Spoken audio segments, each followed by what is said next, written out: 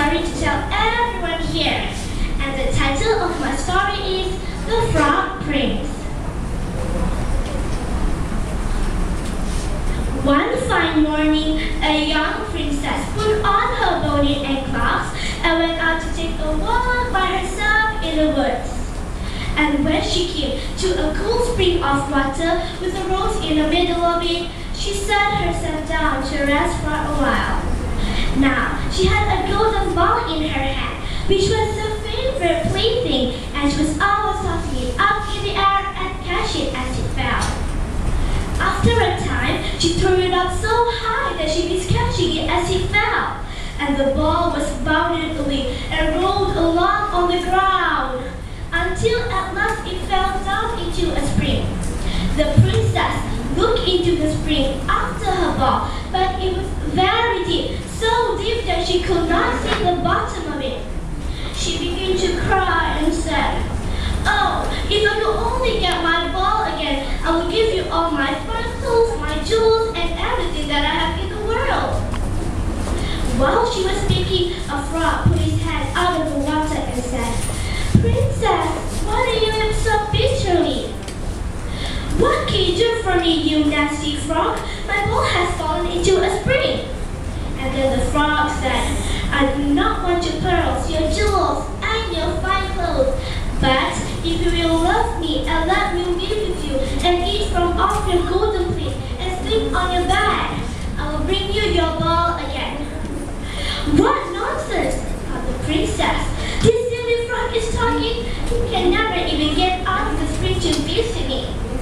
Though he may be able to bring my ball back for me, I will tell him he shall have what he asks." So then she did so.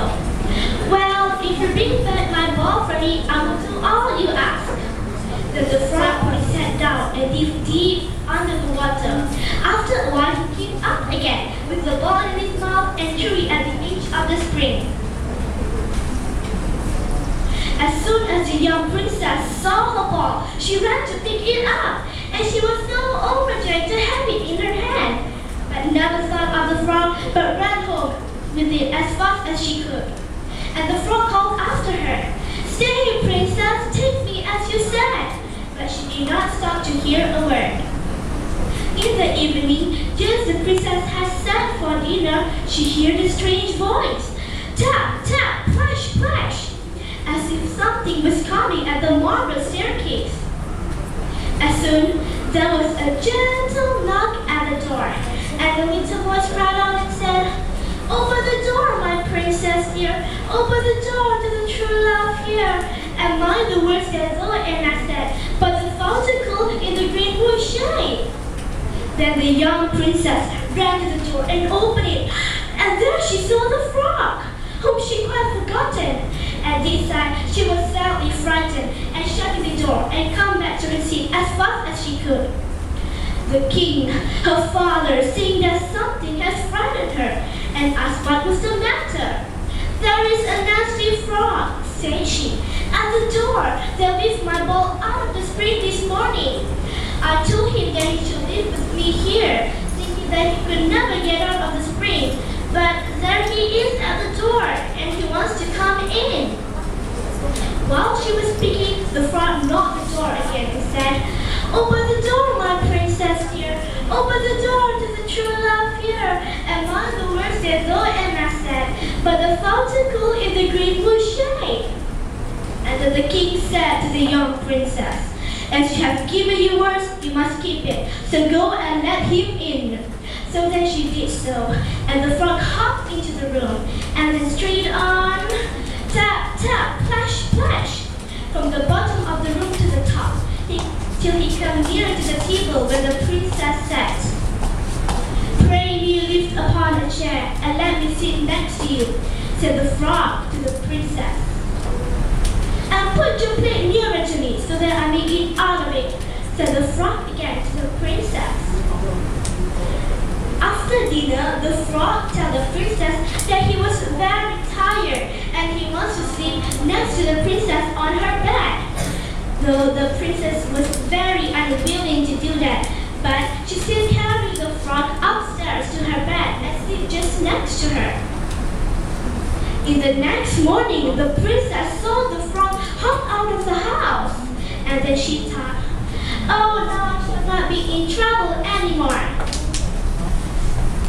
But surprisingly, in the evening, the frog came again and knocked the door and said, open the door, my princess dear. Open the door to the true love here. And mother was as though Anna said, but the fountain cool in the green bush shade. And Princess Asasna allowed the prince to sleep on her pillow. And she did the same for the third night. But when she woke up in the next morning, she was so surprised to see, instead of a frog, but a handsome prince with the most beautiful eye sleeping next to her. And the prince told the young princess that he has been enchanted by a witch who turned him into a frog. He has been fated till some princess took him out of the spring and let him eat from a plate and sleep on her bed for 3 nights. And you, said the prince, have broken the cruel charm. I have nothing to wish but to take you to my father's kingdom, where I will marry you and love you as long as you live. And then the princess replied with a smile on her face and said, yes, my prince.